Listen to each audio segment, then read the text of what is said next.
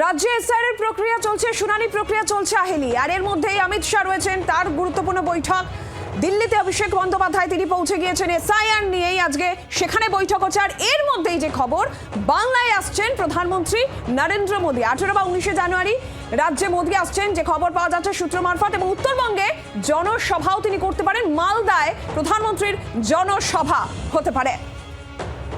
বাংলায় আসছেন প্রধানমন্ত্রী নরেন্দ্র মোদী। আমরা এর আগে জানি, নীলাঞ্জনা, এর আগে তার যে প্রথম সভায় এই এসআইআর আবহে তাহিরপুরের সেই সভায় তিনি সশরীরে যোগদান করতে পারেননি খারাপ আবহাওয়ার জন্য, এবং বিমানবন্দর থেকেই তাকে অডিও বার্তা দিতে হয়েছিল।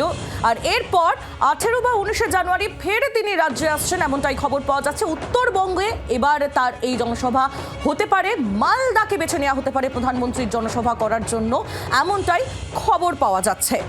বাংলায় আসছেন প্রধানমন্ত্রী নরেন্দ্র মোদী। 18 বা 19 জানুয়ারি তিনি রাজ্যে আসছেন।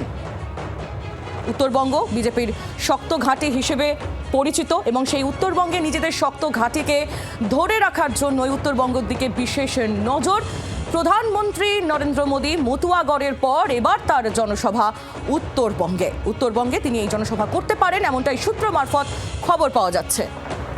শাসক দলের কি বক্তব্য? জয়প্রকাশ মজুমদার আমাদের সঙ্গে এই মুহূর্তে টেলিফোন লাইনে রয়েছেন। জয়প্রকাশ বাবু, কি বলবেন? প্রধানমন্ত্রী তিনি 18 বা 19 তারিখ আবারও রাজ্যে আসতে পারেন, তার সভা রয়েছে, মালদাতে জনসভা হতে পারে, এমনটাই জানা যাচ্ছে। কি বক্তব্য?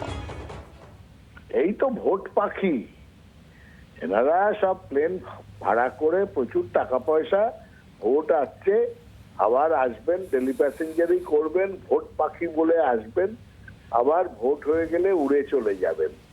বাংলার তাতে কিছু যায় আসে না, বাংলার মানুষেরও যায় আসে না। বাংলার মানুষ, এখানকার যারা আছেন, মমতা বন্দ্যোপাধ্যায় কিংবা তৃণমূল কংগ্রেস, তাদের সঙ্গে ছিল, এখন আছে এবং থাকবে। ভোট পাখির দল আসবে যাবে, কিন্তু বাংলা থাকবে মমতা বন্দ্যোপাধ্যায় তথা তৃণমূল কংগ্রেসের সঙ্গে।